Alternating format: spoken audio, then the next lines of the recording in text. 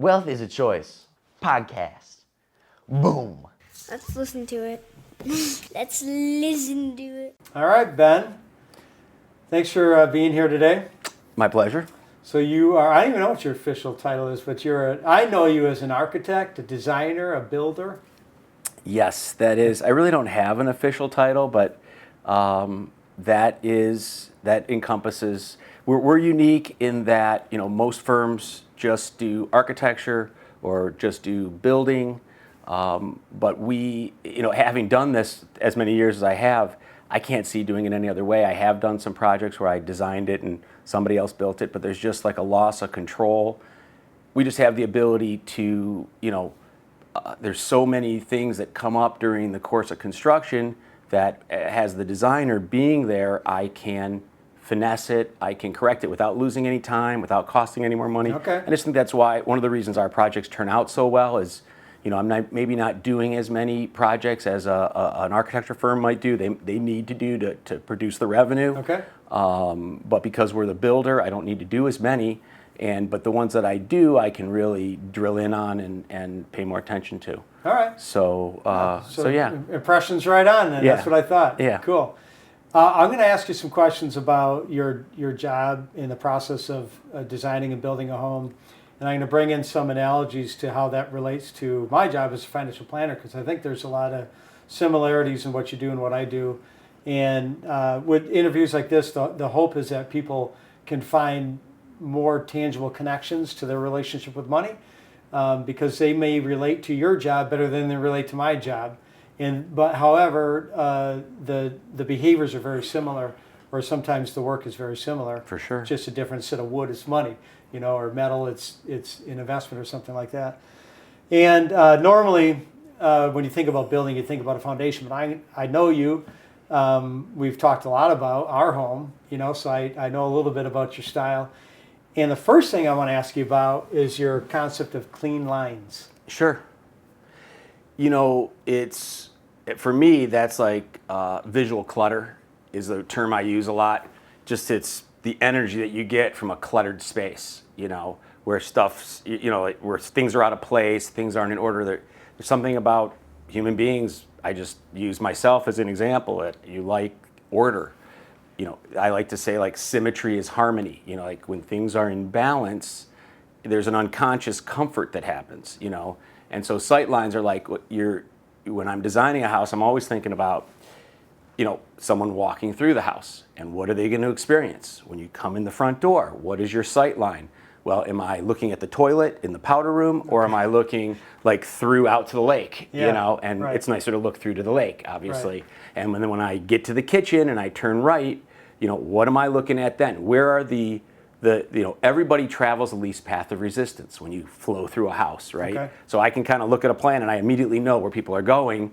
And so I think about, those main travel ways, what are they looking at? And if you can, say, position a window at the end of a hallway where the hallway you're always walking down, but you're looking out at a tree instead of looking at an awkward doorway or an angled hallway or something. Are you talking about my house? Yes, I'm talking about like what we're fixing. Yeah, right, yeah. And so, and some of those things, and people are like, your house is a good example. It's been remodeled over years. You guys Right. didn't do the remodeling. Right. And you kind of inherited this. And probably when you looked at it that day to buy it, you're looking at the lake, you're looking at the nice Right. windows. There's a lot of great things.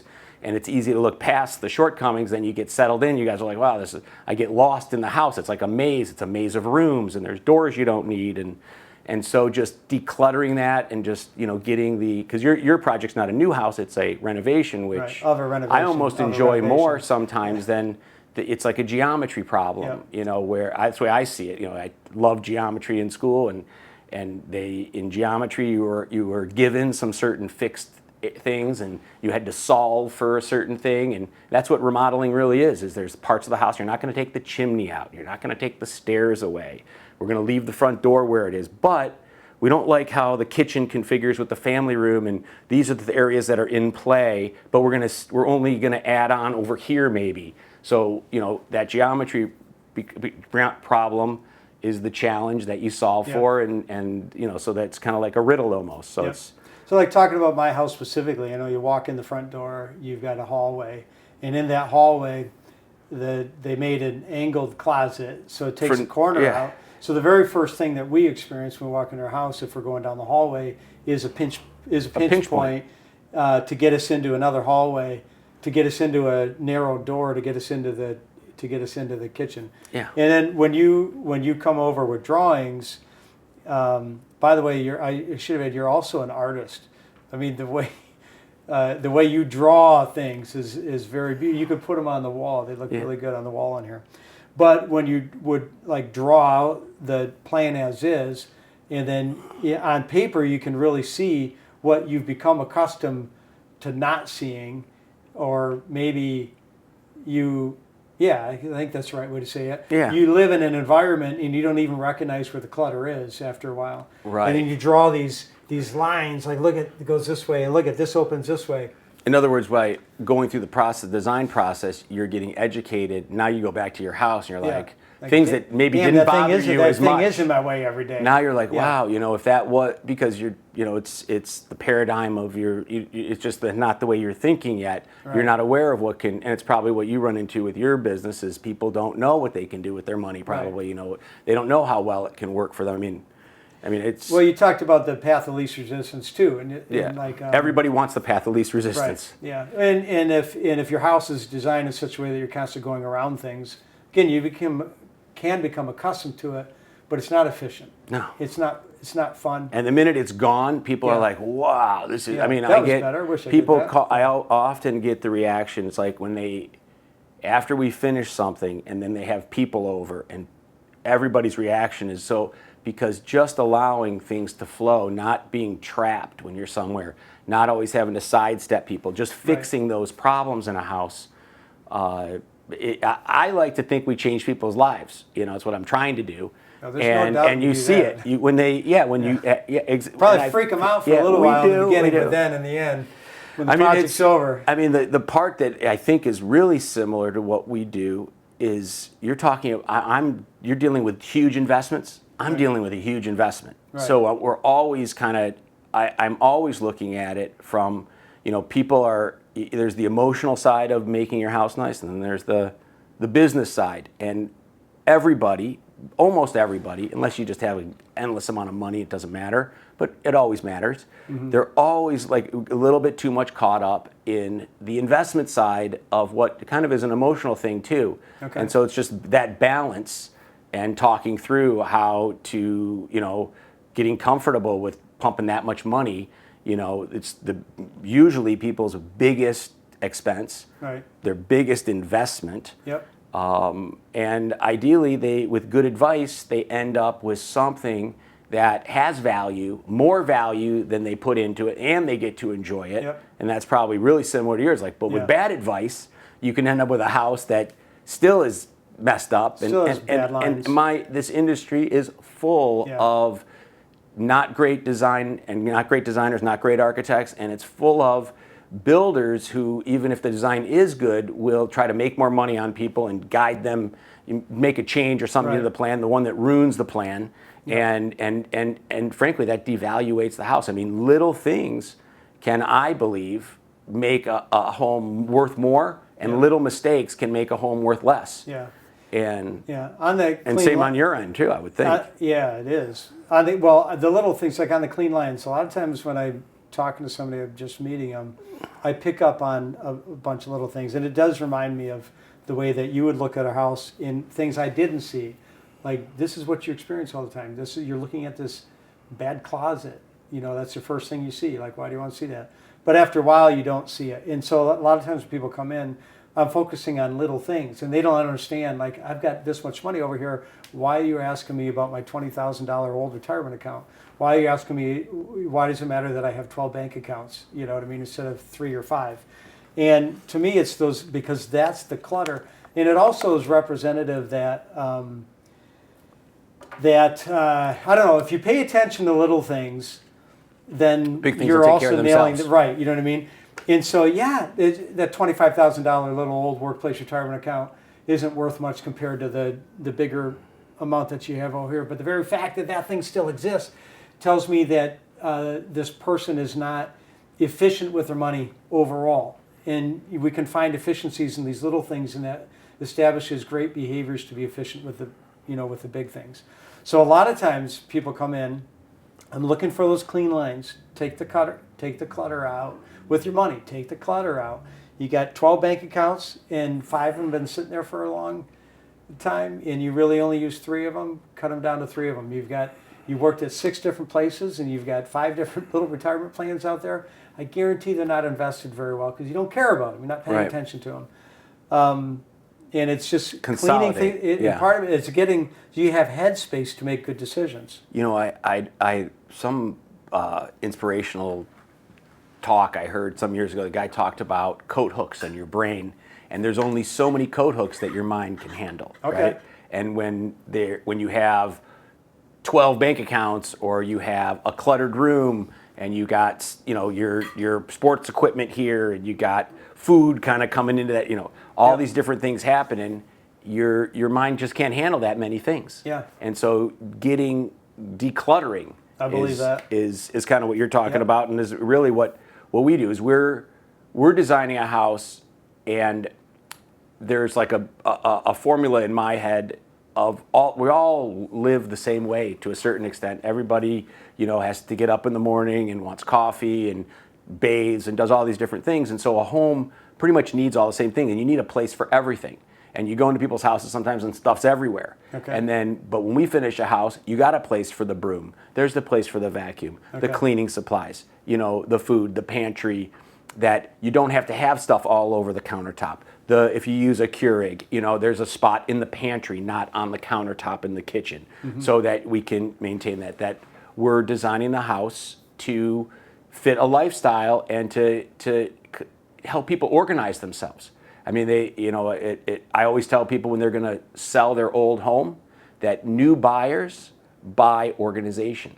When they go look at a house to buy, you see the person's super hyper organized in the house. They're like, well, if I buy this house, I'll be organized, right? Okay. So you want to declutter your house before you sell it. You want to get a storage unit, get all the crap out of there. If you haven't been that organized, get organized, because you want to sell your house for the most money. And that way when people come through, that's what we're going to try to do with the new house, is get you to that point in a better way. I was going to ask you about what is the foundation of a home, and you're kind of getting into that now. So let's get into that now. So what is the foundation of a home? You said we have certain behaviors and activities.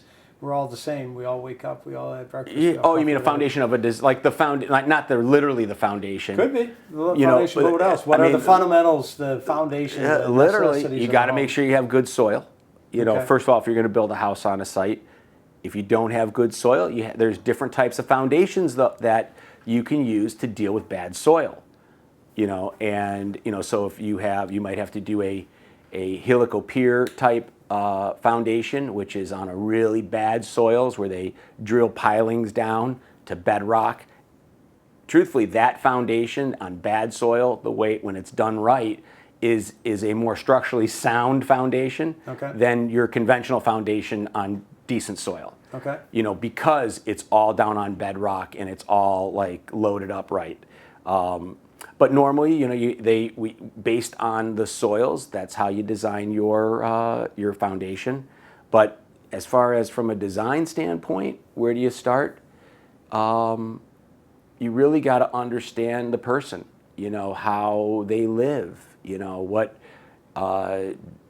Who's living in the house, right? Do you have guests? Do you entertain? What's your lifestyle like? And so with those things, like for instance, you got 4 kids, well, you need a bigger mudroom.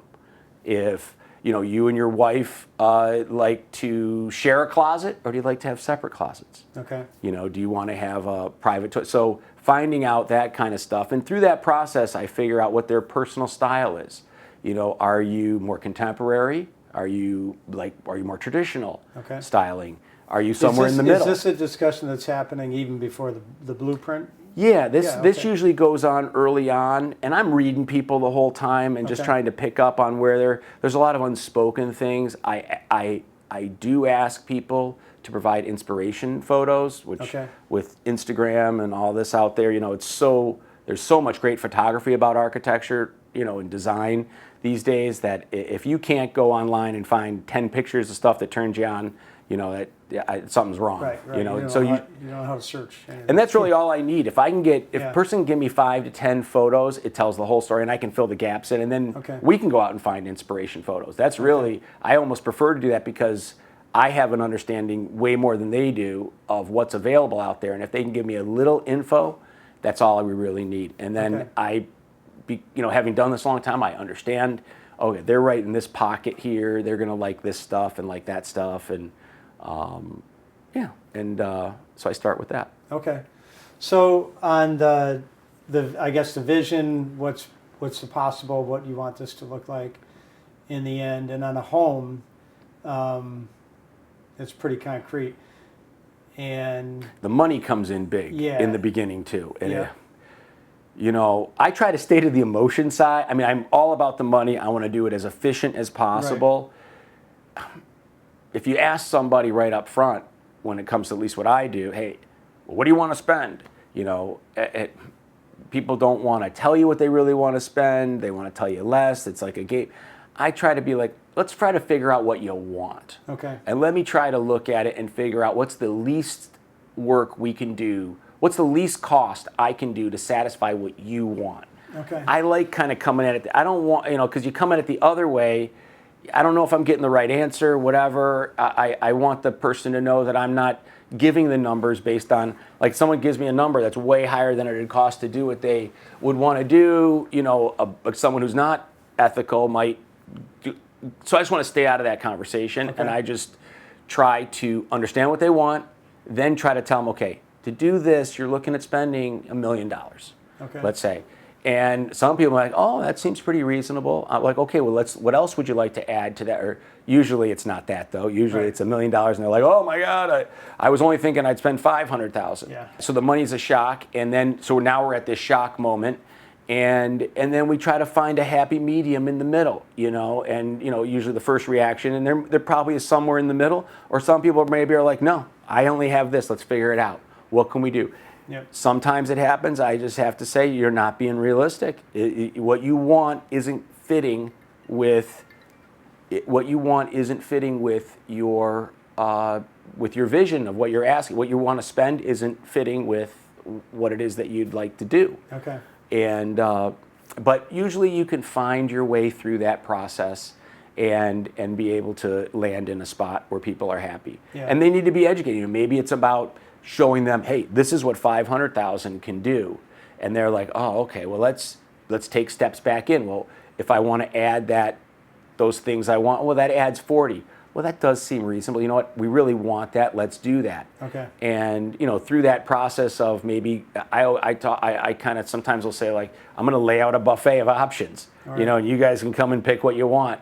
And because we build and design, I can design it, and then I can also incrementally tell you what it costs, because we're building this stuff all the time. Right. We know what it costs, and so we're trying to stay realistic. Right. And then you have I want to educate people. I also tell people this: I'm here to educate you so that you can make intelligent decisions. Right. And what does that mean? That's not I give you a design. It's also telling you what things. It's pretty simple. It's like, here's some ideas.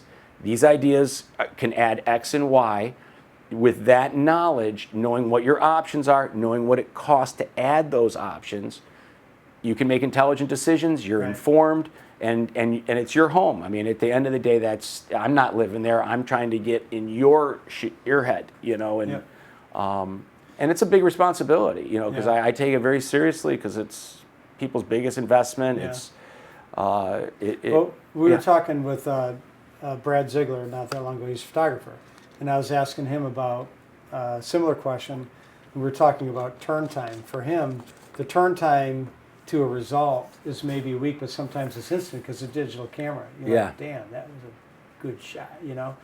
And for you, depending on the project, it could be 6 months, but it could be a year and a half. But that it's not when you're looking at money comparatively, for the turn time could be 20 years. Could be 15 years, could be 30 years, depending on how old you are to maybe the point to when you retire. But even if you're retired and you're trying to get this stuff cleaned up, you might be retired for 20 or 30 years. So still, it's not a very quick turn time. But but it's similar in that you're thinking about what do I want this end result to be by the time I'm whatever, by the time I retire, or by the time I've had a full retirement, whatever it is. What do I want this to look like?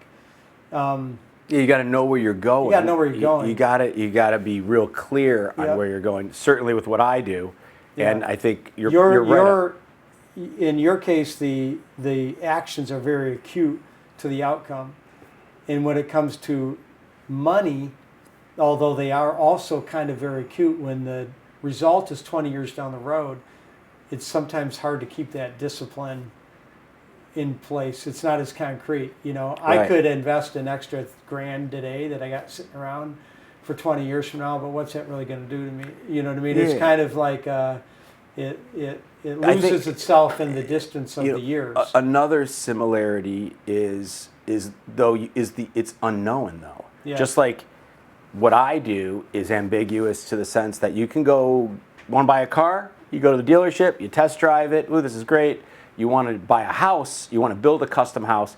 It's all paper. It's talking. It's drawings. It's like with you, somebody comes, they want to have a big pile of money down the road. Yep. It's all talking. It's all like, well, maybe we can do the this. next 20 years, and you'll have that. And you'll have that pile of gold. So that there's an ambiguity to it. I might think it's crystal clear, but I've seen it happen a bunch of times. And you don't know if it's going to, there's no guarantee. I mean, things can happen. The market can crash, whatever. Same with what I do. It's like I'm selling something. They can't go kick the tires. Right. It's not a guarantee. So we're advising people to,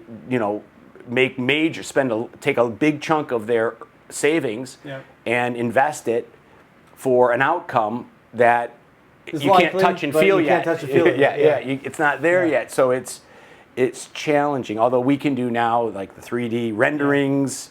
You probably have computer programs you can throw the stuff in, but the 3D renderings are nice because they are photorealistic and they are amazing and they are very realistic. Yeah. And so that's been kind of a game changer. But it's still just a picture. So I do photo renderings of people like fly fishing out on an exotic. On their yacht. Put their face on their yacht, on right? A yacht, right. In a room with like stacks of $100 bills and stuff. Yeah, the more you can. You put your client's picture in. You put his face with Photoshop them in there, and and then they're like, okay, I'm in. Yeah. Let me sign up. Yeah. So, but then do you have people that I might work with somebody for 30 years, but I might not. I'm at this stage in my life. Yeah. I probably wouldn't be if I started working with a 20-year-old. How long have you been doing this? Well, now it's been 1996. That's 30 years now. So it's your whole career too. Yeah. Same with me. I started in 90. I started in 92. I don't have another 30 years in me, so. The 30 years old. When you look at the numbers, I think that. Retire, but I figure I hope I have another 30 in me, at least breathing. Yeah. Well, breathing for sure. Yeah, just not doing this job maybe. But so for me, I could get somebody started the right way. And when I'm retired, whatever, who knows? Down the road, they might change their behaviors. And then that outcome that we had. Photoshop their image on a yacht out in the whatever, that outcome might not be their reality. Do you have people, you got a shorter time span, a year and a half. Do you have people that change midstream, change their behaviors on you? Do you have? Oh, yeah. They're people. Okay. It doesn't happen that often. Okay. People usually show their colors a little bit during the process, but I've had one or two that have slipped by. Somebody who... there's just unhappy people in the world. Okay. And you get into a stressful situation like remodeling or building a new house. It takes a certain discipline to stick with it. Yeah, and it can be stressful. You're making big decisions. They're permanent. They're expensive. You can always find a problem with something if that's what you're looking for. So once in a while you come across somebody that's like that, and building for them is like makes you want to get out of the business. Yeah. But fortunately, they're very few and far between. Yeah. But that's what you mean by changing, like somebody being one way and seeming somebody like they're. They could be in a discipline, maxed out their 401k, putting a couple $1,000s a month into a 529 plan or whatever, and then they don't do it anymore after a while. But you You mean mentioned like some- change their discipline? In Yeah, other words, they change their cut like dis- right. I had a project recently where they're like, we have I don't know these people from anybody, and they tell me they have $1.2 million to spend. It's a big project. Okay. And I'm like, okay, we can do quite a bit for $1.2 million, and we're going to work it out. We come up with a plan, and no, that's not enough. You really got to add the kitchen in there too. And we'll add, and then you really got to. By the time we were done with the first part of it, really struggling along, it got up to like $1.5 million. Okay. But they were like, that's it. Honey, that's the budget, or this is it. This is our budget. And I've had people like that, and that's it. And we do that, and we deliver the project, and it's done, and they add a little, and they delete a little, and it balances out, and it's done. But these folks, the minute they were really hard, the minute they signed the contract, literally we go to the first cabinet meeting, and I think they were the wealthiest people on the planet because she wanted everything. Oh, geez. And plus. And he was not there now. Turns out they were very wealthy. Okay. And they could have whatever they wanted, but they were not telling me that up front. We worked together for almost a year designing the house where I was like getting wrung out over like, we got to stay on this budget. And we're not doing the kitchen. They fought right in front of me about doing the kitchen. Yeah. Sure enough, we did the kitchen and the bathroom. It did every single thing back to the nth degree. And literally the project was $4 million by the time we were maybe done. they were just trying to self-discipline. I don't know what was going on. Yeah, we're going to go. But I think we're going to find limits for ourselves. And I don't think they'd ever done this before. Yeah. And they were trying to find limits for themselves. Yeah. And but they actually obviously had the money to do it. And I think the other thing I see that aside from them, they're a unique case, once in a career project. But the other thing we do see happen, and we call it like drinking the Kool-Aid. Okay. When you get going in the project, people are disciplined. They want this. We get the structure up, and they start to see how cool everything is and how great it's coming out. And they're like, "Wow, I didn't realize it was going to be this nice." Okay, so they want more. Oh. And you get, because there's a rush. There's like some excitement you get, or whether it's us finishing something and they want more. And so we call it drinking the Kool-Aid, right? When they. We don't push them. It's whatever, but the people, then they want stuff, and we're just available to make, and then we make it happen for them. Okay. And it sometimes takes that. And often the wife, when I look at it over the course of history, a lot of times the husband's a standoffish. She's looking at the numbers, and this is the wife's project, and she's wanting, and it happens both ways. Okay. But when the husband sees it happening and coming together, and he likes it almost all. I can't think of one they didn't, and then they get on the boat. They get on the bus, and then they're just right there with them, and it's a nice thing to see happen, and they get excited about it, and most of my clients live in their houses today. We're going back 20 years later now. We're just starting that, having been in business for like 25 years now. Where somewhere around 18 years or so, we started seeing a lot of repeat clients. Okay. And either they bought another house now, and we did another house, or the same house. We have our 3 main projects we're doing right now are 4 old clients that decided were ready to do something else, and they decided to stay and do more to their existing house. Okay. Something that we hadn't done, or whatever it is, 20 years. It's 20 years. Yeah. Or just have us come back and paint and just make it nice and a refresher. And so that's been really nice. If your design lasted 20 years, it's probably a pretty good. Yeah. And then a lot of times it's just painting. Credibility there. Yes. Yeah. Yes. But so you mentioned Timeless. During that you mentioned stress. Yeah. So I would imagine can be extremely stressful. Do you see things that put people under more or less stress, or people manage stress better than others? Total. I mean, managing expectations is something we talk about a lot in my business. That's important. If you don't manage people's expectations, if the guys aren't coming the next day, you just don't wait till they don't show up to let the people know. You let them know the day before. Listen, we have the guys on another job tomorrow. There's an emergency. They're not going to be able to be there tomorrow. Whatever the story is, or the inspector didn't show, whatever it is that delayed us that day, better to manage it before they fall in, and that just kind of goes for everything as far as cost goes. As you don't come with an extra change order after the money's been spent and say, hey, you owe me this, and it's a surprise. No, you have to give people the choice. Do you want to do this, or do you want to do that? And I'm sure yours is the same way, that you drive their boat for them, but you're just not spending their money. You're talking to them, giving them their options, and letting them decide ahead of time. where they want to turn and where they want to go. What about is there a level of stress of somebody that I want more, but I don't have to spend, and that stresses them out? Or they're worried about stretching their budget too far? Or like what different types of things stress I'd say the people biggest stress I see is what they're going to pick.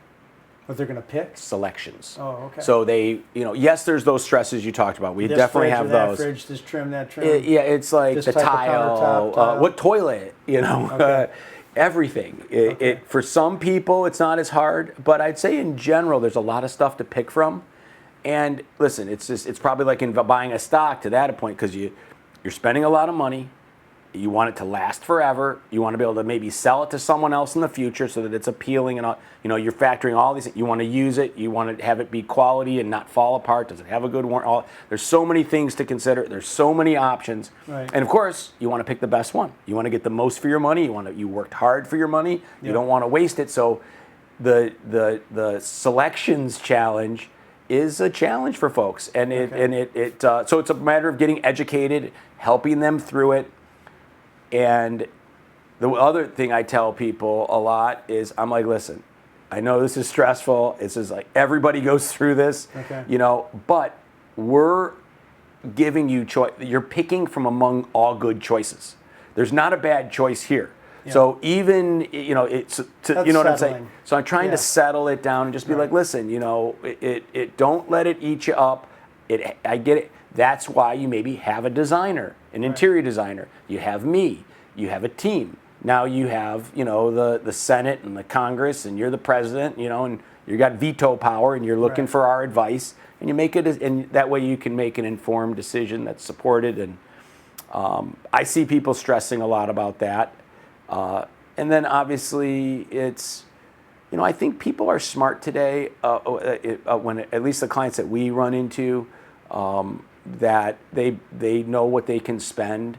I haven't had too many. I maybe had one along the way who put more on their plate than they should have, because they were over investing into things they shouldn't have. It was they had a lot of money, but they bought. And actually, this overlaps with you, where I had one client that had a very large, and I can't obviously give names or anything like that, but it just had a big insurance claim, and had the money to do the house, and we're started on the house, but then also put some big investments that didn't come through. So a house that should have taken a short period of time took a very long time. But we got through it with them, and they're happy. They love the house and everything, but we're talking years it took, because we had to stop. Because they ran out of money. And had to wait for investments that they thought were going to pay off like that. And it was a big lesson in, hey, there's no easy money out there. It all sounded good. He was trying to get me to invest in some of it. I was just like, he got me a little bit. I definitely made some mistakes. I thought, and I made it once with him, early on. He had me sold, and but there's more than a couple parallels on the stress. One is, so I do know, like, everybody's money. Like, so you're building a home, and sometimes like these people had more money than you thought. And whatever. But so you see their whole portfolio. In my case, I see the whole position of what they have going on, and what we're talking about is where they're at, where they're trying to be, and there's a where they're likely to end up based on their current behaviors, and there's where they'd like to be. And sometimes where they'd like to be, and then we do the numbers on where they're likely to end up based on their current behaviors are really far, not aligned with each other. Especially as the older people are, the more difficult it is to change.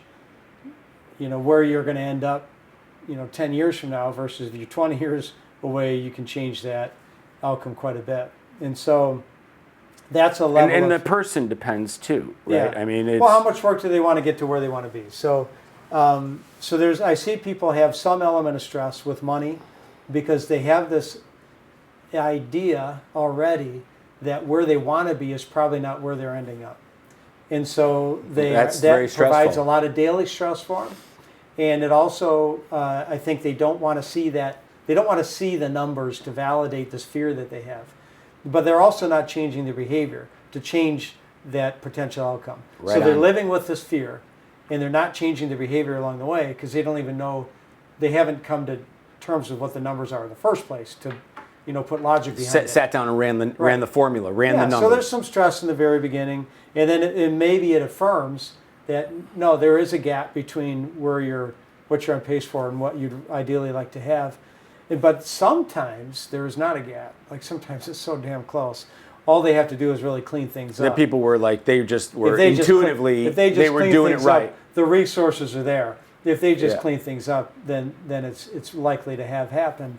Or sometimes they have to change a lot of behaviors in order to get there. And then that's a choice. They maybe can still pull it off, but And you got to figure out how, you have to factor in, I would think, like some people are like, hey, I've heard the one where it's like, if you bounce your check on your gravestone, you spent your money perfectly. yeah. That's like, not a lot of people think that way. I had an uncle that thought that way, and that's the way he lived his life. But most people are kind of like, want to leave a nest egg, don't know if you're going to live 10 more years more than you're gonna. How many years are you going to live? And so, how do you balance that? How do you, Me? how do you balance that with clients? Freaks me out. I know it does. You and I talked about this a little bit. I have I have some clients that say, just that, like they're not looking to leave money and To their kids. right? Yeah. And so they're more comfortable with their spend rate than I am. It freaks me out because I'm always projecting we're going to live a long time. We never know when we're going to pass away. Yeah. 100. You thinking like 100? 108. Sometimes I'm, people are living past 100 more than they used to, but They just can't remember anything anymore. so That's I don't know. that's the problem. You always see once in a while you see a 105-year-old sharp as hell, and Yeah. like, okay, Oh yeah, you yeah, for there we go. sure, for sure. But there's a lot of people these yeah. days. So there's some people that are comfortable that are with that spend down and getting to the point where they actually might run out of money, and that stresses me out more than it stresses those particular people that have yeah. described that. But Yeah, because so it's like, what do you do then? And you're like, reverse mortgage on your house would be Yeah. move one. I don't want to do that. So that's one stress that I see is just not being in reality with the numbers. And then when you define the numbers, you were living with that stress anyways. And so now this brings math to it and logic to it and a game plan to try to get to what you want to have happen. And in some cases, they didn't have to have that stress at all. Yeah, Because 'cause you like can I said, show them. they have the resources, they just make some realignment, and it's likely to have happen. The other thing They just had to sit down and look at it and Right. lay it out, and you could show them just by putting the numbers down. That, hey, Right. what you're worried about is Yep. not something you got to worry about. The other thing you mentioned is like they're all good choices. What you present is all good choices. There's a lot of bad choices people can make, but Yes. what you're presenting is all good choices. And you're saying that some people have stress with their selection. Do I buy this toilet? Do I buy this countertop? Do I buy Yeah. this? And when it comes to money, I think a lot of people have stress about making the right investment. And it could be they're stressed about losing their money. It could be they're stressed about not buying that thing that took off. Right. Oh yeah, that's You know what I mean? for sure. And fear of missing out on the return. And now it's too late to get now it's in. too late to get in. It's too late to buy Yeah. Apple now. It's already way Or up fear of losing. This is very real. because it is real. The business. It is Anybody real. can go out of Yeah. business, right? I mean, So you don't want to put your money into things that you could lose. You can put your money into things that might go down in value for a little while. but how much return can you get if you're not taking? You got to manage You some don't need risk. to. You don't need to invest in things that you could lose to get a good return. Oh, I like the sound of You that. don't That's need a to good invest in statement. things that can go bankrupt. Yeah. That doesn't need to happen. You can still get a good return. But if you're putting your money in the market, you are going to put your money into something that's going to be worth more some days and worth less some days. Yeah. It's and, volatile. And this cycle happens, but there's a lot of really good investments where I love what you said. They're all good choices. But to that point, same with a house. You buy that first house, it might be worth more money down the road. But if you don't buy it right, you could be buying at the wrong time in the market. You could buy the wrong house. You might not inspect it right. You might whatever, and you might end up with. My dad used to say like anchor around your neck, Yeah. something like that. When you make a Yeah. bad real estate investment, it's such a big investment, and if it's worth less than you purchased it for, well, Yeah. But at the same time, because everybody thinks, oh, I buy a house, it's going to go up in value. But that doesn't always happen, Right. and for different reasons. Yeah, you know, I mean, a house is somewhat relative to a neighborhood or an area or a region or a town or a particular environment in the economy, you know, a time in the economy. Yeah. In an investment, like if it's an individual stock, it could be even more acute to, you know, that anchor around your neck. You know, an individual stock could accelerate quite a bit, or it could experience a very long drought. And Yeah. it could go bankrupt. Yeah. An individual stock. But those are some of the ones that you can make the biggest return on potentially. Well, But kind of. So that's risky stuff. You got to well- be right prepared to lose that money. Yeah. So there's in investing, diversification is like everybody's heard of that, right? Yeah. And basically, what diversification means is that we're not perfectly intelligent people. We're a little bit dumb. And so we don't always know what's going to be the absolute best investment at all times. If we always knew what the best investment was, Right. we'd always own one We're thing. not psychic. We'd always own one thing all the time. Right. Right. And whenever that one thing wasn't going to be the best, we'd sell it and we'd I buy think the next one. there's some politicians that do that. Is there? I hear about the Yeah. follow the Pelosi train. Yes. That is a real deal, isn't it? I mean, like if you follow their investing, you can make a lot of money. I know there People are have done that. there are those trades out there. I don't know. Yeah. I don't like investing blindly Yeah. on what somebody else Saying or doing. behavior Yeah. without knowing anything about it. So Doing your own. I don't yeah. do the Pelosi trade, but Yeah. but so diversification means that we don't have perfect knowledge, and so then you can go to the other extreme and say, well, since we don't have perfect knowledge, I'm going to invest in absolutely everything that exists, you know, and that's over diversification. And then to me, proper investing is somewhat of a logical diversification. So the foundation of investing is large cap growth domestic stock. It's like Apple and Microsoft. And Holds the Google house and- up. That's Yeah, the, that's it. That's your foot. That's your Like- gives you a strong footing. In a portfolio, probably your biggest single position is United States domestic large cap growth stocks, and that's going to that's going to be your. It's kind of like people would equate that to like the S&P 500. Yeah. Although that's not all growth, but nonetheless, you know, the people that when you think of the S&P 500, that's kind of like what you think of as a foundation, and then you have other investments out there that would complement that would maybe outperform that during different periods of market cycles, and sometimes that they won't. But you have the other investments out there to complement that. That could be a little riskier, but you have less money in them, Right. and That's not the foundation. yeah. Yeah. And hopefully over time you make money on those, but you could maybe get a better return. Yeah. Some people who get the bigger returns have taken maybe a little risk, or the bigger Yeah. losses have taken. Yeah.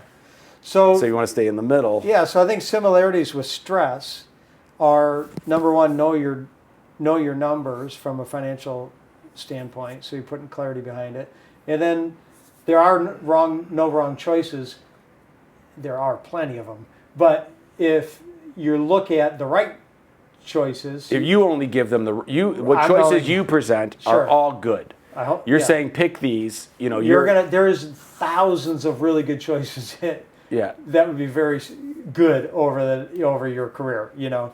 And there's a plenty thousands that could be horrible too. But only look at these, Yeah. and then. But isn't that what you do? Oh, You sure. bring to your clients only the good. Your job is to weed out the bad choices. Here's 50 choices. These are all good. Pick any of these. We're going to be good. What do you like? Well, that's the idea. Yeah, that would be the idea behind building a strong portfolio. Is that Yeah. they're all good choices. Some are going to be better than others at different times, but they're all good choices. Like, I'm not going to put vinyl windows. I'm not going to advise people to, certain instances maybe, but for most part, with a quality home, I'm not going to recommend wood exterior windows. You don't really see them on the market anymore. Why? Because they rot. Okay. Moisture gets caught in the little nooks and crannies, and all quality windows today are clad on the outside. Okay. They may be wood on the inside, but they're clad typically metal. Okay. And so, but I'm not going to, we could probably find a cheaper, like a spec builder might go out and you might buy a house you didn't know what you got. You buy a spec house, next thing you know, you got wood windows. They're good for a couple years. Literally, they'll rot within 3, 4, 5 years.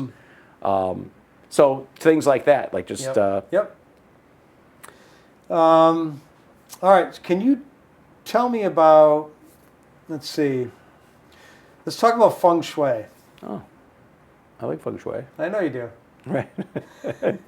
And who doesn't? I mean, it's like saying I like positive thinking. Okay. You know, that's what Feng Shui basically is. Yeah. Okay. And I mean, you need, that's a good way of looking at it. You know, it's and I'm sure Feng Shui applies to everything, to what you do.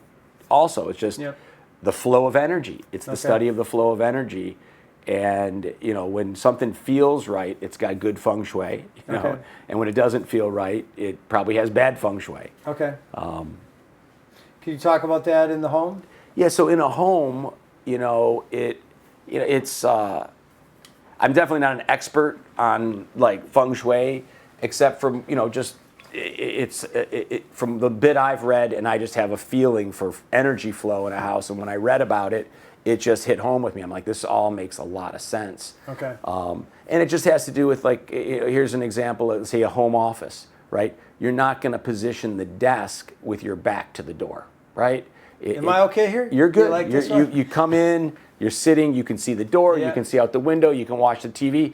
They would call that the power position, right? You're in the spot where you can kind of see everything around. Okay. And when you organize things, you want to organize the home so that you're sensitive to that. Like in a bedroom, for instance, you'll often see, when you walk into a bedroom, you walk into the side of the bed.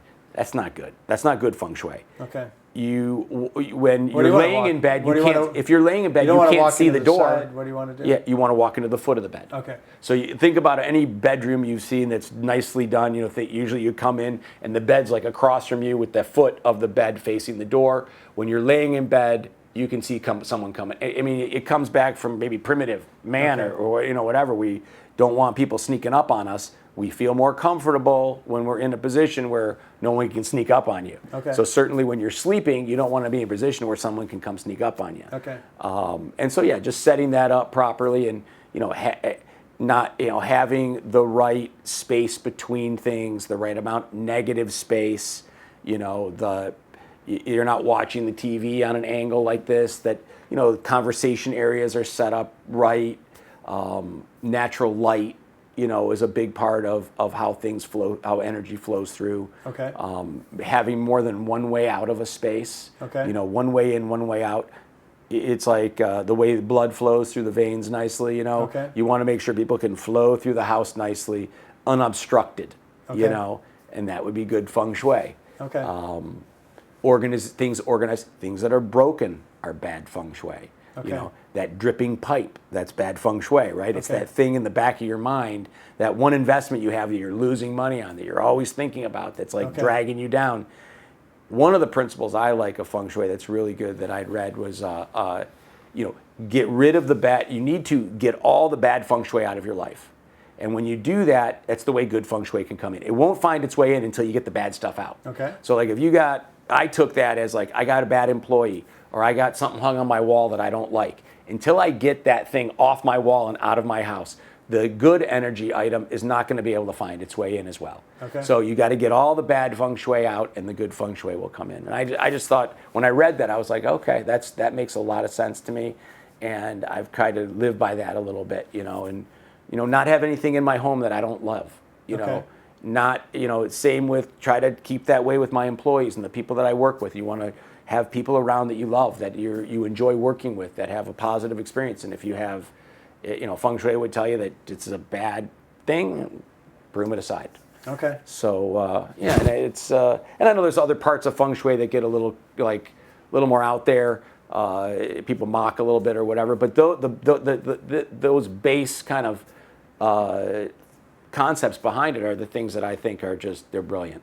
Okay. And something definitely that makes sense to me. It's like, why does something feel right? It's usually because it's good Feng Shui. Yeah. I'm trying to think of something I've recently removed. I know I have, but I can't think of what it was. But then why the hell didn't I do that a long ass time ago? You had that dripping pipe. Yeah. From the tub. Yeah. And remember, I came in. Oh yeah. And we fixed that thing because I was like, that's bad feng shui. Yep. You got a little drippy thing happening, and it was like an odd leak. It would only happen when the overflow filled up. So it wasn't Right. something you guys got all the time. Right. So I could see how it got kind of pushed back because you Right. could take a bath and it wouldn't problem. And I wasn't even sure you guys knew exactly why it was doing it, but we fixed it. Yep. We fixed a little bit of water damage from Yeah. it. And Then you don't and have then that little stain up you don't there have that one little thing on the There's back always of that your little- mind. and there's always that little stain in that Yeah. in the gray room. In the Yeah. gray room, and it's a beautiful room. You're on the lake and all that, and You got a little stain right above your head. yeah, and you wanna, and I don't know. You tell me when that happened, when that is done. There's like it It's feels cleared up. it feels good. You know, that's a Yeah. good feeling. Otherwise, you're absolutely right. You go in the gray room and you sit in the gray room and you sit back and you look at the ceiling. There's a little gray spot. I wonder if it's going to leak again. Yeah, You I got to know, get I that wonder when the last fixed. time was that leaked. When did that Yeah. happen? Yeah, in that How negative many- mind space would come in an otherwise gorgeous room, Right. where it's got great speakers and nice sound and looks at the outside. At the you're at an and- upper level looking out at the yard. Right, and and the you're there water. with your children and your wife, and you're making your memories, and then you have like a bad feng shui thing. Yeah. You get that fixed. You make some other feng And you shui don't even improvements. realize that thought process happening, but every People time you come go home- in there, you can't not see it, and you're like, Right. a little bit goes in there. Yep. little And bit gets in that mind. and when you get good feng shui, when you get if we do your house over, all that stuff happens. Right. The kids come back from they live alone now. They come back with their wives, whatever. You guys are hanging out, and no, they don't really know it, but they say something like, "God, it's been so nice to be here." Like, Yeah. it getting the energy right in the house, getting the windows and getting stuff positioned right. You guys are better organized now in the house, and just it's the way everything flows through. There's like a harmony happening, Yeah. and when people come over, they feel that and they experience it with you, and they enjoy being there. They want to stay longer. It's a nicer place to be. Right. That's what we're trying to do. Yeah. And that's why, I think it's important stuff. It's lots of I don't think people even realize it, because it's not like until it happens they might realize it, but for the most part you don't. It's a paradigm of you're living there and you don't know what it could be, Right. or how much it might be taking you down a little bit. Yeah. There's a lot of feng shui and financial planning. Financial planning is such a boring, lame Yeah. word. It's not Feng sexy. shui sounds so much better. Yeah. It's because Man, it's just numbers in a book. I got to come up with something besides financial planning. I don't know. Yeah. But it is Yeah. feng shui of the money in your life and everything. But Yeah, you don't want any. You don't want a broken account, where you Right. don't. I don't know. you got all that stuff. There- You got I have this- some of those this whole myself little right account now. over there. Yeah. It's in your mind, and people wonder, why do you focus on that little thing? Because it's It's the drippy faucet in the back corner you that gotta needs clean to it be up and fixed. We clean got all those other things up. Yeah, we make And you the a big things sound are cleaned up house. too. You want a good house, no leaks in the roof. Right. Even if it's a little leak, let's fix it. Yep. And then how does it? I mean, you live in a house. Do you like everything like maintained? Yeah. Your financial house to be maintained properly Yep. and simplified, like you said. Like, why have 18 furnaces? Right. Let's have the Yeah. minimal amount of equipment managing our house. You're less to maintain, Yep. less problems to potentially have. Less to check up on. Check up on all less that, and that's something we really try to change, do. less You want a to- separate furnace for every single room, so you can. You might be able to control all your Yeah. thermostats better, but you're going to have a headache But are of you gonna? maintenance. Yeah. and you're gonna, it's just going to be a nightmare. So. Yeah, you can control them all, but 3 of them will be at the right setting, and 15 Right. won't be. Right, Yeah. and the filter needs to be changed Yeah. at different times, and there's like all these things to do, and it sounds like that's where you're going. It's just kind of like you want to take someone's messy, financial whole portfolio and kind of clean it up and get rid of things that aren't good and put more into things that are good, and So, kinda- I mean, you do work with friends, so you do see people after the fact, but do you notice a difference in your clients and customers' state of mind when they go from a bad feng shui house to a good feng shui house? I totally do. You do? I do. Oh, for sure. I mean, I'm lucky to have a lot of good clients, but for sure, I mean, these are people that are still living in their houses 20 years later. And so you still know them, and you see what they're like. Yeah, and yeah, and they. So and what do you see change?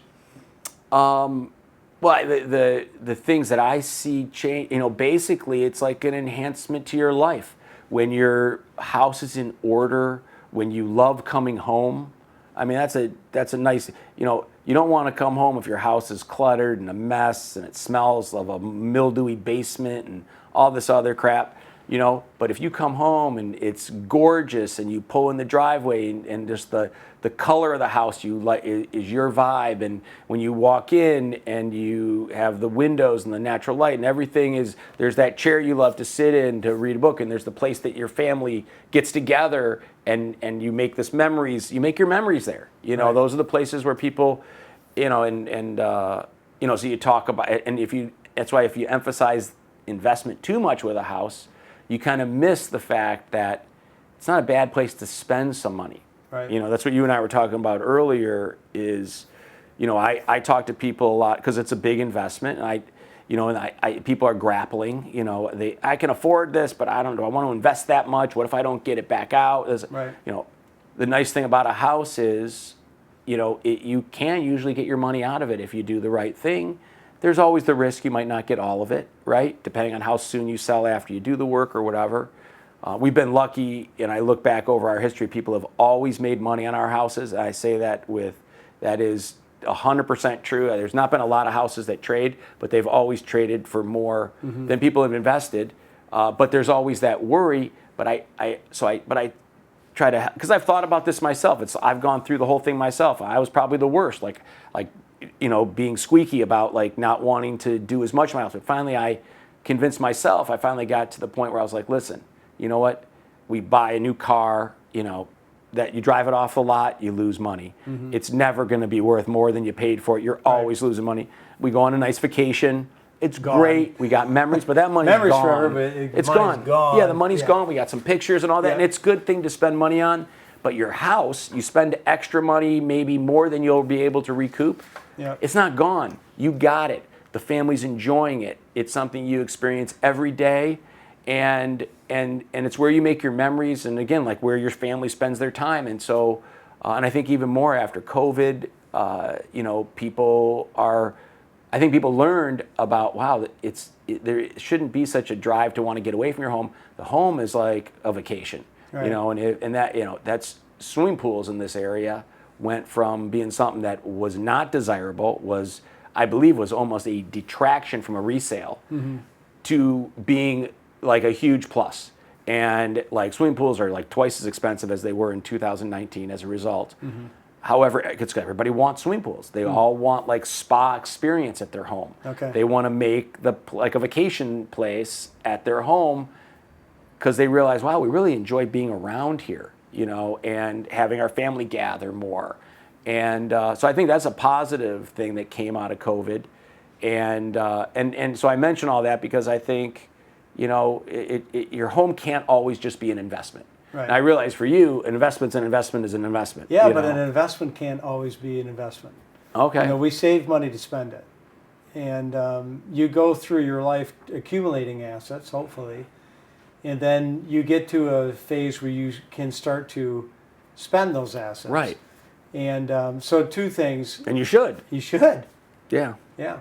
I mean, we don't accumulate just to accumulate. And I'm saying that and telling myself too, because I've done the same thing where I've, got my house paid for, got my office building paid, everything. I'm like, I've been through the recession. Yeah. I'm, all I'm doing is working, I'm not spending money, but I'm getting to the point where it's like, listen, it's, why always say no to doing things that will be good for the family?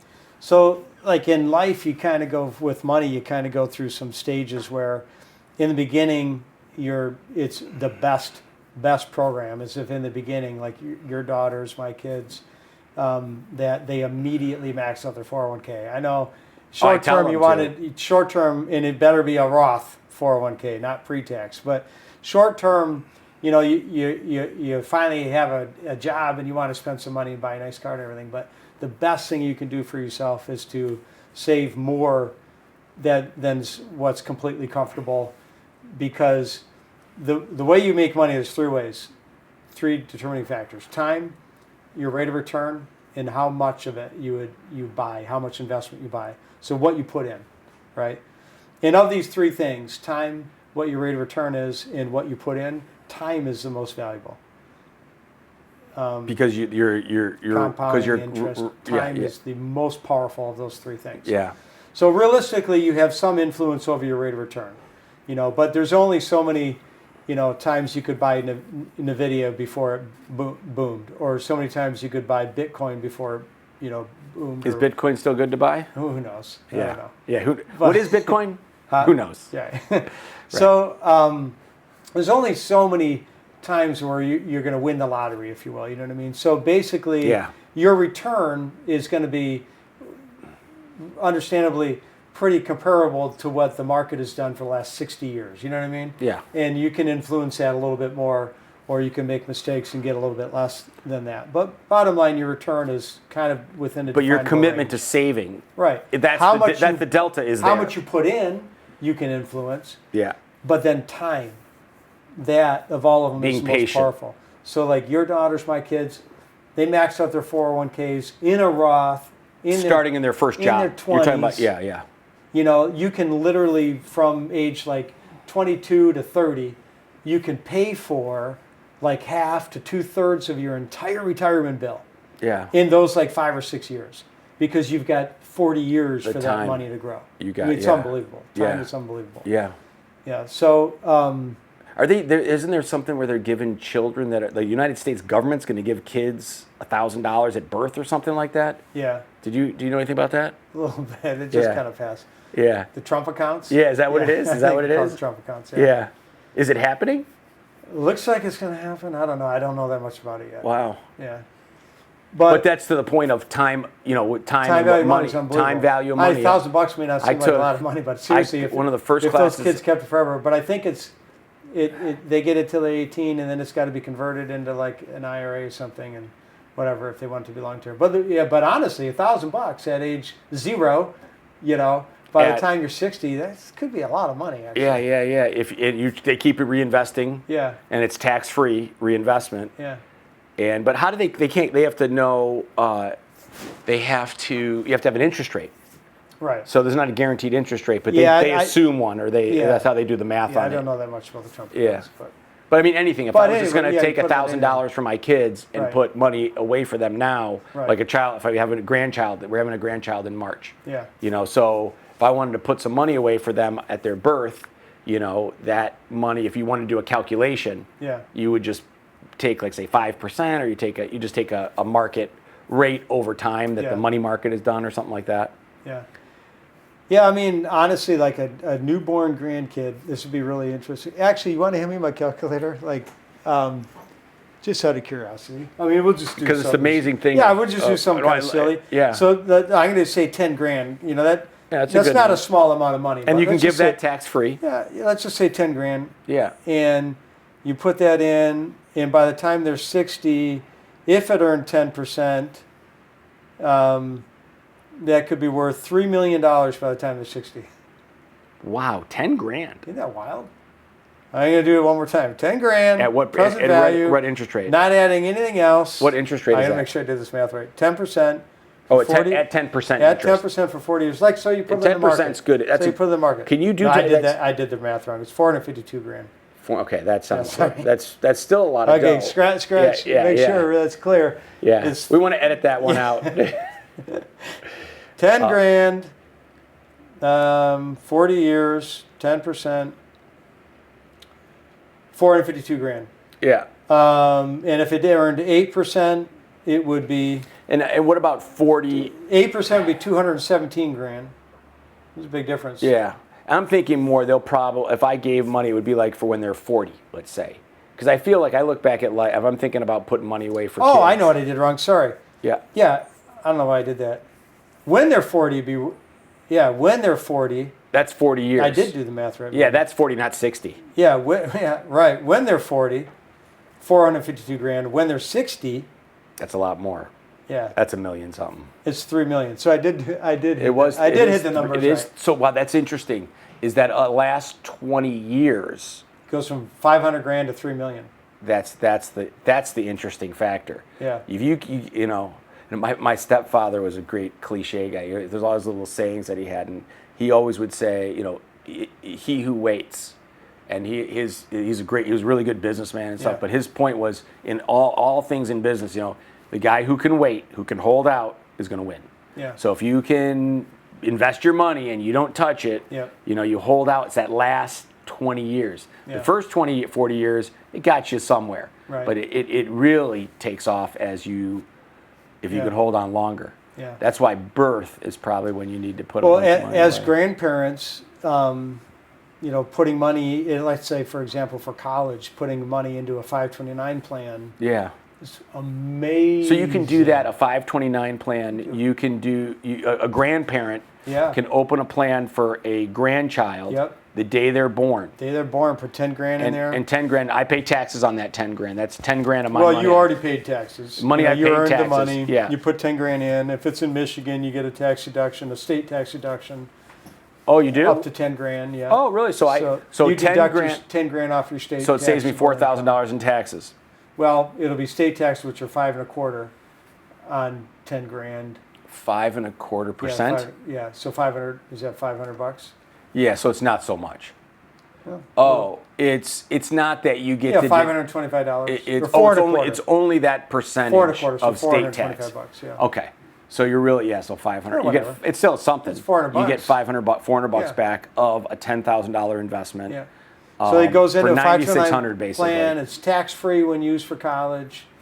And then when they turn, so at conservative, you'd be, and then you'd invest that in a money market No, or in you the put it into, 529 plan, they have oh, investments. and it's a mutual fund. Mutual fund type investments. It is or you pick which one you want. within the plan. So it's kind of like a 529 plan is kind of like a 401k for college.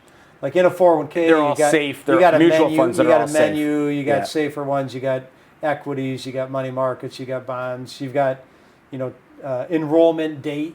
So And- like it automatically gets more conservative the closer they get to college. And what kind of rates do you know offhand? Like what kind of rates those have done historically? Is it a 10% return, about 8%? Like the equity funds do, like what the S&P 500 does, and 9% on average over that amount of whatever time. that is average. I don't know. You can I do don't know. 10%. I have no idea. Yeah. So let's say 10 grand, like 8, you, 9, let's say 10%. 20,000. You put Yeah. $20,000 in an account. Yeah.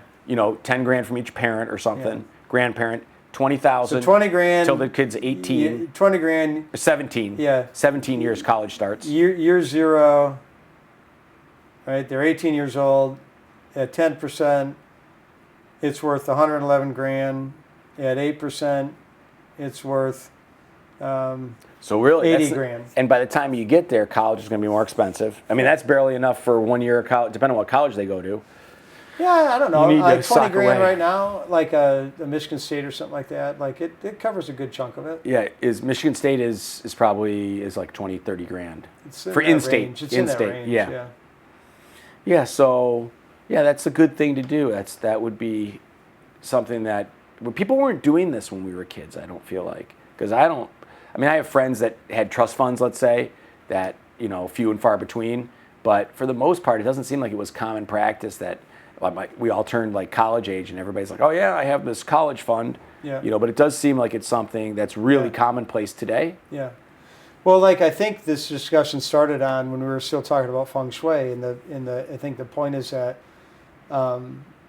there's certain tools to get things done, like the 401k. That's the bulk of your retirement. Within the 401k, the bulk of it's in domestic large cap growth. And in the 401k these days we can invest as a Roth instead of pre-tax, and I think everybody should invest as a Roth, no matter how As much. a Roth, instead of a pre-tax, so you don't pay, you get interest, you collect interest on the tax money you would have given, because Roth is tax-free. Yep. All the interest is tax-free. Yeah. All the earnings, all the gains. It's Yeah. in my opinion, it's infinitely better than Yeah. the old school way of the pre-tax 401k. But And that's pretty much the way everybody does it, right? I'm pretty sure The mine's Roth set up that 401k? way. Yeah, that format. no, actually, I just looked through a study that Vanguard did, and on their study, 18% of the country was putting into their 401k as a Roth. And in my opinion, 100% should be putting it as a Roth. As far as I know, And Roth is just a term. We tried to check. As far as we know, 100% of our Feng Shui clients, our financial planning clients, I need a different name than financial planning, are Yeah. putting in as a Roth 401k. Right. The clients that have the good energy accounts. The good energy account. Yeah.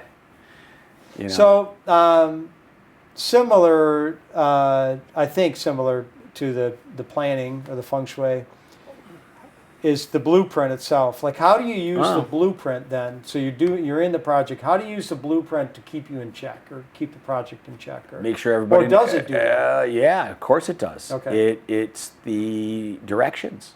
You know, it's like we talk about how, you know, because I remember when I was in college, I bought a barbecue and it came with directions and like a blueprint basically, and I thought I could buy a barbecue and have steaks that night with my girlfriend. Okay. You know, it wasn't so easy. No. I bought a barbecue and the directions. 4 hours later, I was still trying to put the barbecue It wasn't together. a charcoal Weber grill? It wasn't. Because you could do that. You probably could have, but it was a nice. It's I a bought bowl it and was, legs. Yeah, that's probably what I should have bought. I probably would have had a better date. Yeah. But actually it was Gabby. It was seriously. It was like a date, and I'm like, we're gonna barbecue. I'm gonna get this nice barbecue here, and I get it, and I open the box, and it's like directions and everything. Yeah. And so, you know, that's a lot By of the time detail. you had that done, Gabby built a fire and she's cooking the food. I don't think we had steaks that night, to put it that way. After 4 hours, it still wasn't up all together. It was a lot of parts. Yeah. And, but, you know, the plan we do, there's a lot of parts. There's a plan. On a home. A lot of stuff that goes together. It's overwhelming. And it is. And you're ordering windows based on sizes, and you're ordering cabinets based on dimensions, and you're ordering materials, a lot of materials that are actually fitted. So having an accurate plan, especially remodeling, right? You got to have an exact drawing of what's existing, and then you got to have a very good plan dimensioned properly for what you're changing. And if that's wrong in any way, well, you're going to have some problems, right? You're going to go try to put a post in somewhere, and you think there's a footing and nothing's there. Or if you order cabinets and the dimensions are off by 3 inches, you can't bend wood, you know, steel, the stuff, it is what it is. Yeah. You know, so you got to be very accurate. And so the plan is, that's how you translate. It's a language instrument to tell everybody who's working on the house, this is exactly what's happening. And that it's all been thought through to this extent. You got to follow the plan, you know. Can you imagine building a house without one? There's houses that people do that, and you can see them. I think your house was remodeled without a plan. Come on now. Hey, I saw there were blueprints in the basement when we bought them. We can't find it. I think we gave them back to her. But or it did have a plan. There was, and you know, and often the plan is like the renovation that was done but prior. He had a plan. He didn't follow the plan. Okay. It's built quite a bit off the plan. Yeah. You know, and that's what it does happen. It's commonplace. Okay. The problem is that if you're not working with an expert, someone who really knows what they're doing, like us, when they don't follow the plan, they're really going to screw it up. Okay. They potentially could cause catastrophic damage. I mean, you could have things fail, whatever. That's an extreme example. Just end up with something that isn't right, you know. And that happens all the time. Everybody's got ideas, you know. So every guy who's a builder has all kinds of ideas, and they come in and trying to build an architect's plan, and if they see an opportunity to make more money, they'll often advise. This is what happens in our industry. It's not something that we do, and it's the thing that makes the difference of where we're coming from. But you see it with all the time. A builder could make a little more money by advising you this way or that way, and changes the original architect plan, and you end up with something lesser. And so the plan. And following the plan. So if you make a plan for somebody, but a secretary in here or whatever, someone calls her and says, hey, if you get these people to buy this stuff, we'll put $1,000 in your bank account or whatever. And so suddenly your client that you directed to do this, she's directing them another way because she can make some money. I mean, that's the kind of the analogy that would happen. Obviously, that wouldn't happen at your place. No, I did. You're telling me this. And I feel it's probably happened. It did happen not that long ago, actually, and it was frustrating.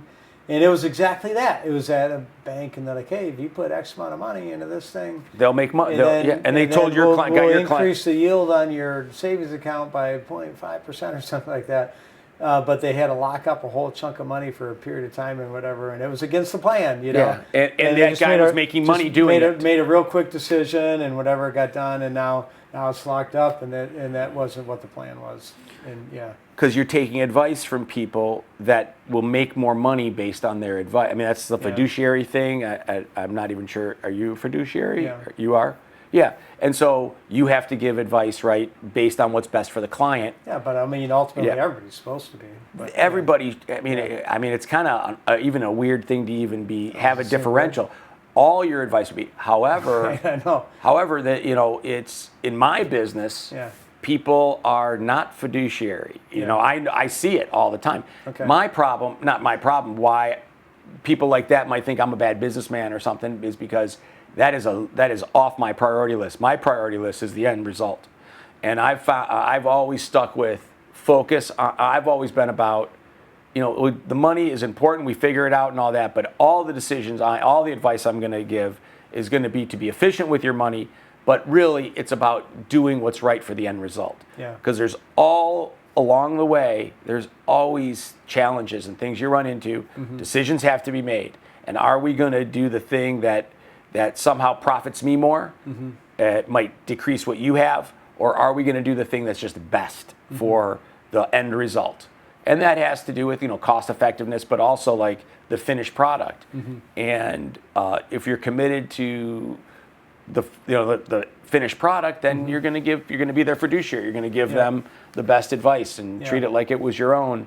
But we see it, and you see it in your business. I had it with my mom's investments that I had it for a long time, and found out later because they aren't fiduciaries, and I got the money to another person before I met you.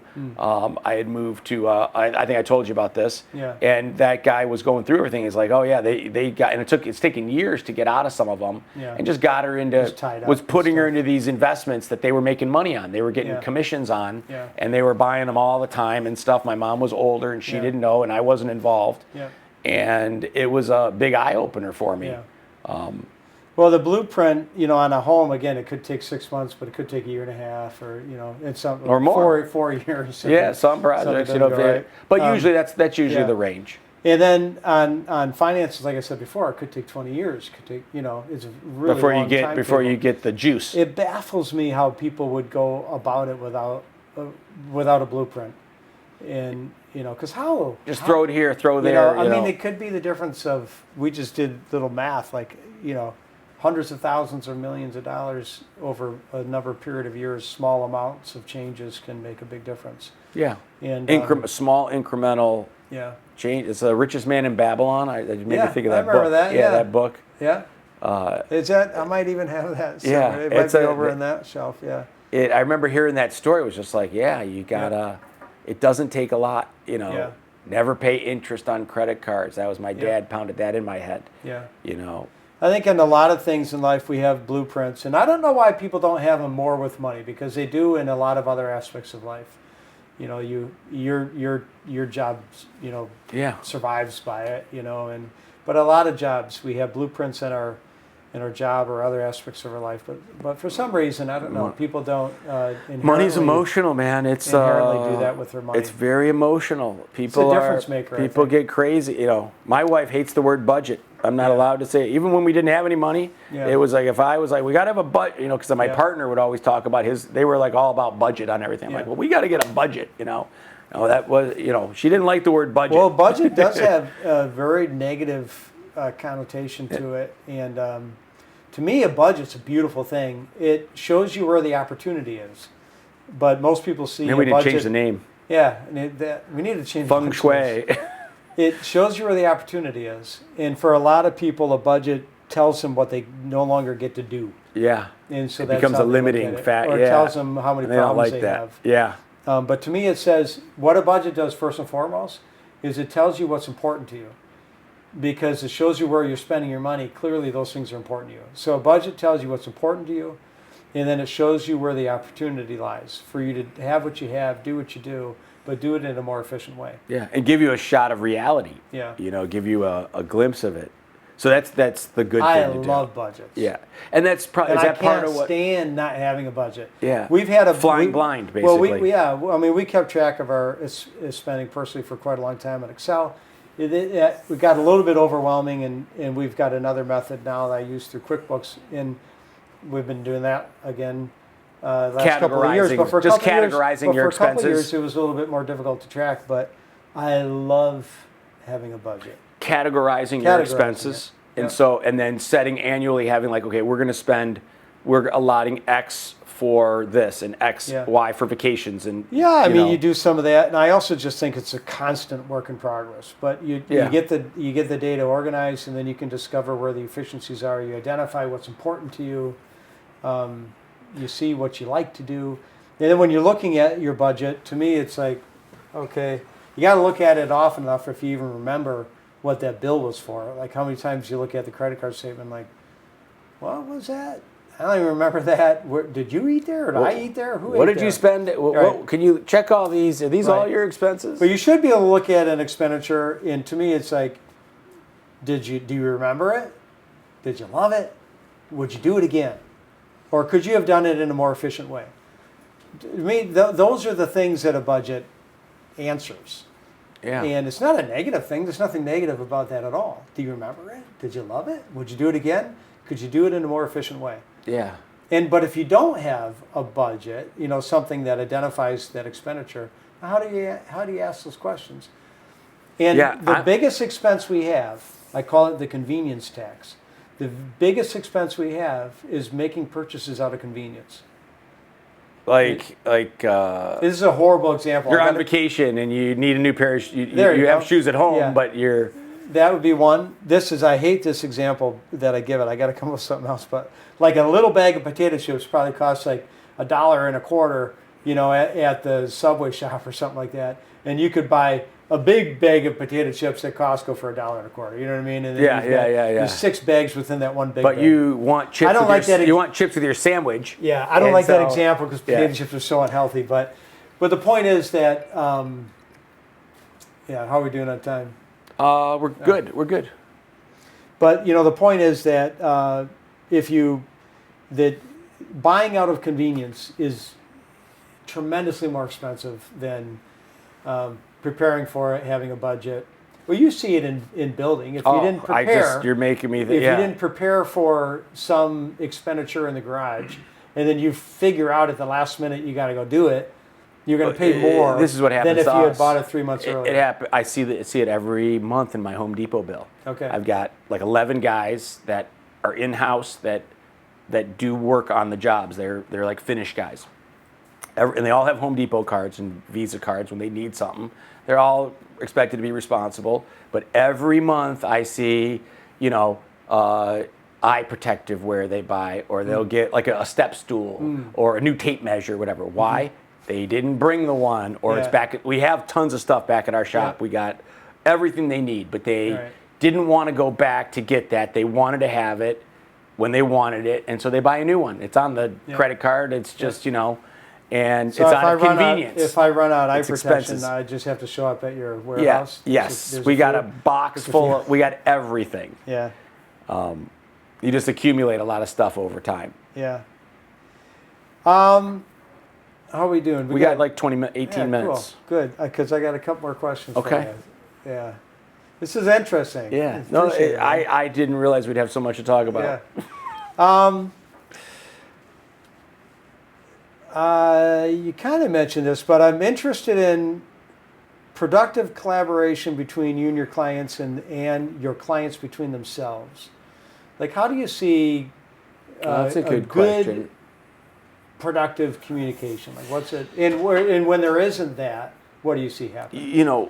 What this question makes me think about, what I see happen a lot is that husband and wife, they live together and all that, but when they start talking to me, we start figuring out they haven't been talking so much. Okay. That they actually don't realize what the other one was thinking. You know what I'm saying? That they had separate visions about something or separate opinions, and it comes out through the discussions with me and the talks. Is that they need to communicate better, and we see that a lot actually, where you would think they're communicating, but they're really not. Okay. And so I try to encourage them to like, listen, you guys got to talk together, figure out what do you really want here? What are we trying to do so that we all get on the same page? Or who is going to drive it? You know? Do you often see that there's a driver? Oh yeah. Okay. And I ask them to make someone the driver. Yeah. I say, listen, it's like I can't when it's we have to have a point of contact. Husband, wife. Is it usually one or the other? Yeah, or? yeah. Usually it would be one of the, and usually it's the wife, but I've done a lot of jobs where it's the husband. But most often it's the wife. And I do projects for individuals too, you know, and then it's the individual, you know. But to me, it's sometimes the husband, sometimes the wife. When it is the wife, it's usually done better. Yeah, that's interesting. Yeah, it's more they're usually carefully, more on task. Yeah. When they're the driver, when they're not the driver, and it's the husband, then it's fine. But a lot of times it's the wife that really is. Yeah, that's on money, which is interesting because a lot of times, sometimes when people go through a divorce, sometimes I find the wife or ex, would sometimes say that they're not used to managing the money. However, when they get on the job, they do a damn good job. And sometimes it's like they both are like maybe in the beginning when you're doing the whole thing and you're getting the whole program put together for them. Then it's kind of both of them kind of a lot of couples I'm happy to say love each other and that's why they're doing a project. Usually people I'm lucky enough to work with are happy people that are the reason that they want to do this is because they're together and they've been together a long time and they want to make a nicer house together and they work together on it. And they obviously been working together. They're made some money. They're successful. So they're usually people who got their stuff together and it's kind of a nice thing. But then at some point in the process, they kind of divide and conquer kind of thing so that one becomes kind of the person who's going to drive all the selections and be the project person and the point of contact. And then that, it balances out. Sometimes more, sometimes they're both involved more. Sometimes it's just the one. We don't even see the other one. Okay. But they're usually at a certain point, one person becomes the point person. And that might be healthy. Yeah. Probably a clean line of communication with you.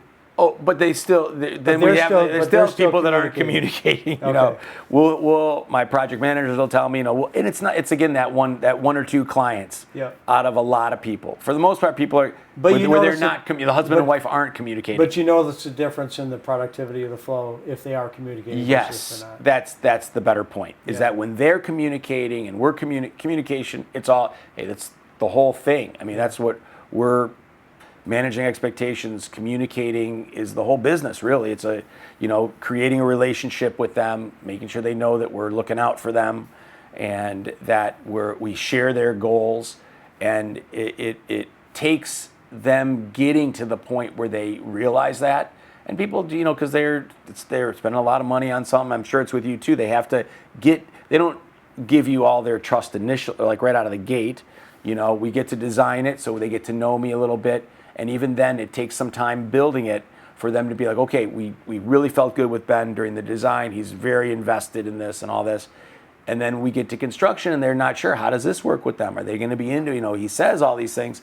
And then so it takes a month or so. But once they see that we're as invested, as they are, and that we're on this thing, and there's a process to it, people ease up, and it becomes a nice experience. But communicating with us, communicating with each other. When they don't, then the husband's calling for the same thing the wife is calling for, and we already answered it in an email and a discussion, and there's not much of that any sane person can go through where they lose their mind. Yeah. And so we got to get them communicating. Yeah. So it's nothing wrong with there being a primary driver, but regardless, communication is key. Yes, for sure.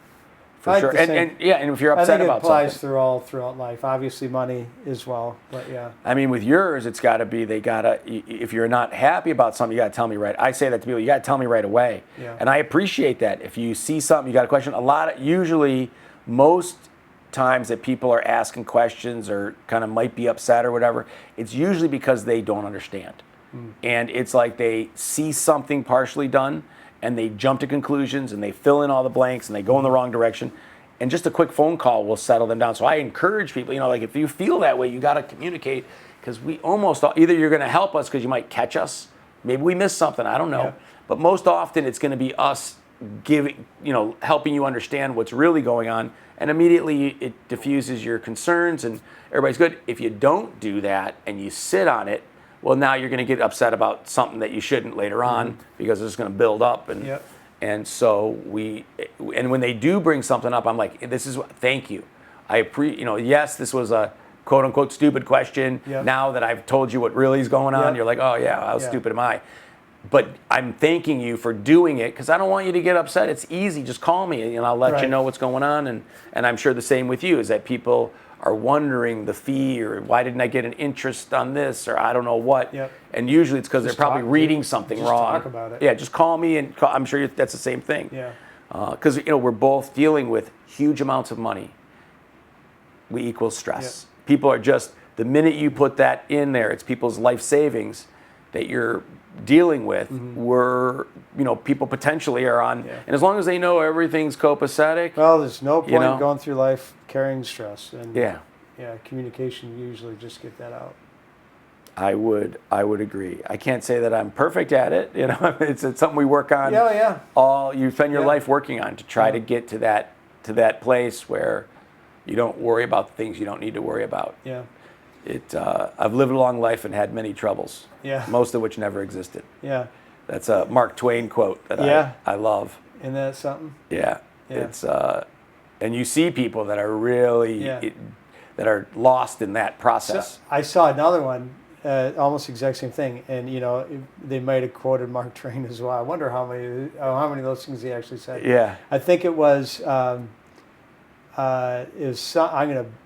gonna butcher this, but it was something like, me worrying about. It's proven me worrying about stuff is 100% effective, because none of them turned out to be true. Right. Yeah. So, So, and that's you're so, being so ironic. him worrying Yeah. made them not become true. You know what I mean? But you It's can't kind think of that way. I know. But it's you're saying it in an ironic way. Ironic way, yeah. Yeah. Because we all worry about stuff that you never needed to and worry they don't about. materialize. Yeah, it's.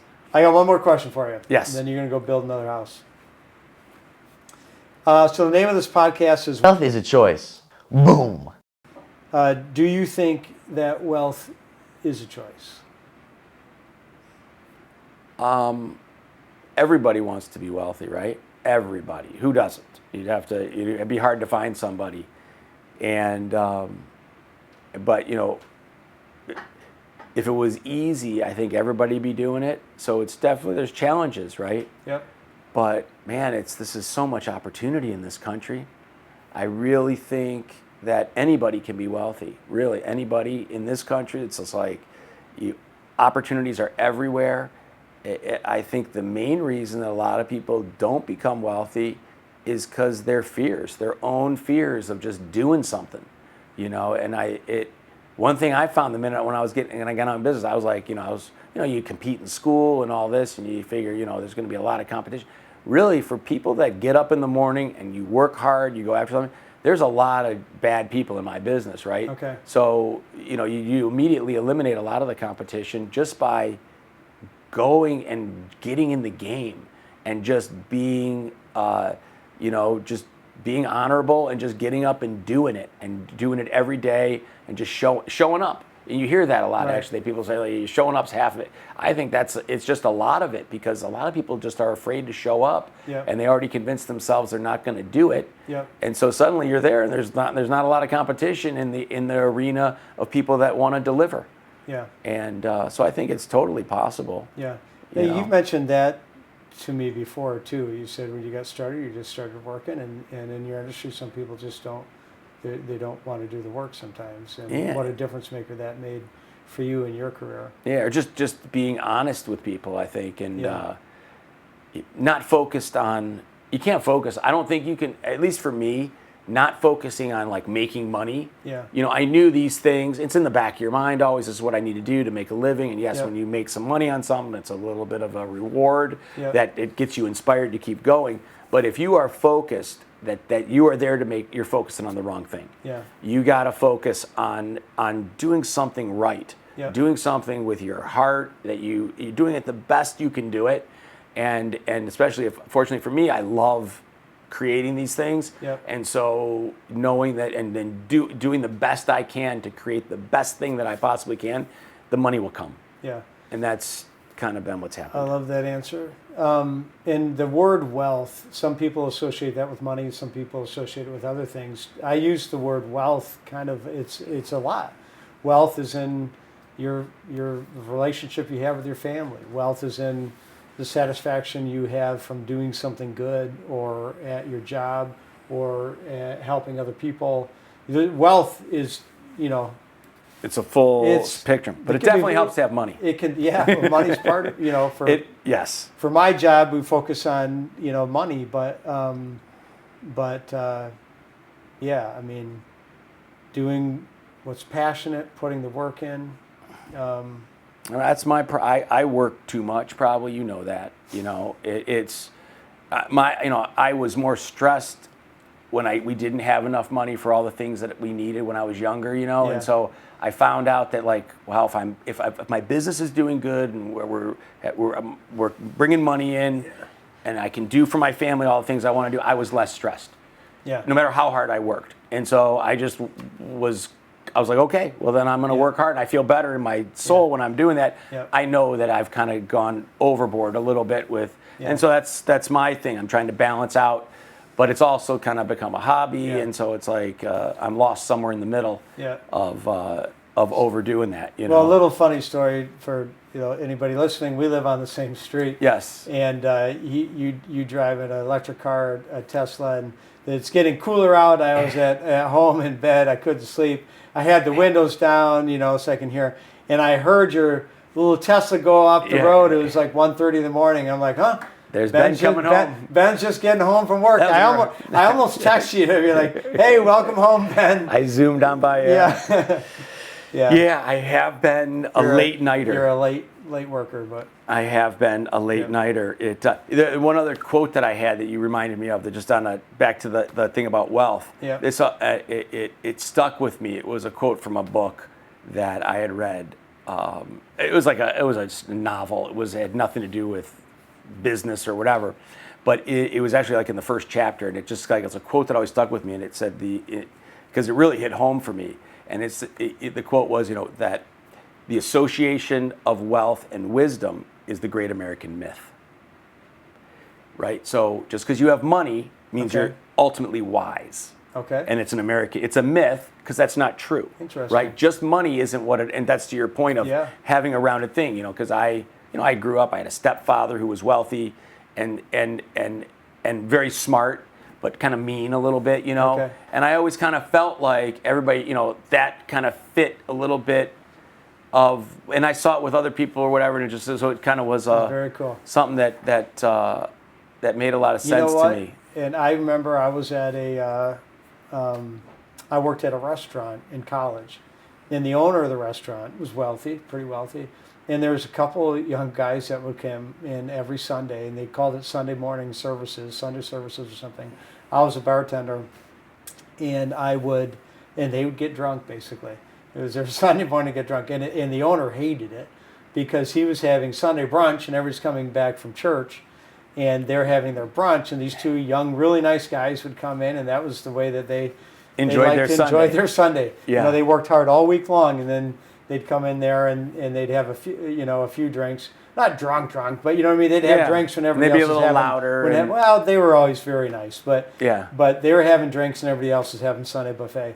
But so anyways, he didn't really appreciate these guys. And one time there was a stain on the wall, a marker on the wall, and the owner came out and he sprayed it with something, and they're like, Art, that's not going to get that off. The guy said that, the drunks? That's not going to get that off.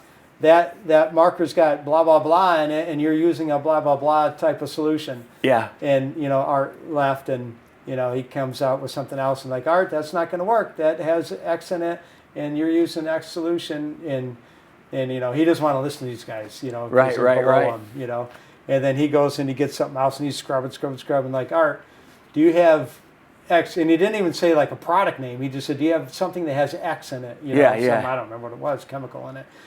And he goes back, and Art comes back, and he sprays that on, and it Comes right off. Wipes right off. And I'll never forget that because, like your point, so Art's the wealthy He was one. hating those Yeah, guys. he's hating those guys and like because idiots. they're below him. Number one, he didn't Yes. appreciate that they're having drinks on Sunday. But not besides that, they were a little bit below him. You know what I mean? Like they're workers and they're not as intelligent as he is and whatever.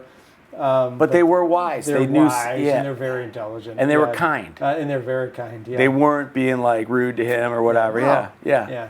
I love It's I have kind of, that's been like, there's certain things you come across that you really think about a lot that stick with you. Yeah. And that was always one of them. It always made me feel better when I see that guy, you know, that was like that. You know, it's actually a nice experience for me because ever since then it was so profound that I look for that wisdom in people that you wouldn't expect to find it. I love it. Yeah. And why wouldn't you expect or it? kindness, That's so bad that or you wouldn't even kindness think from you'd expect someone to that see you it. wouldn't expect to be that way. Yeah, there's so many wonderful, wise people out there. Yeah. Yeah. It's a beautiful planet. Yeah. That's a good thing to wrap up on. It is, man. All right. Thanks, Ben. You're welcome. Thank Appreciate you. it, buddy.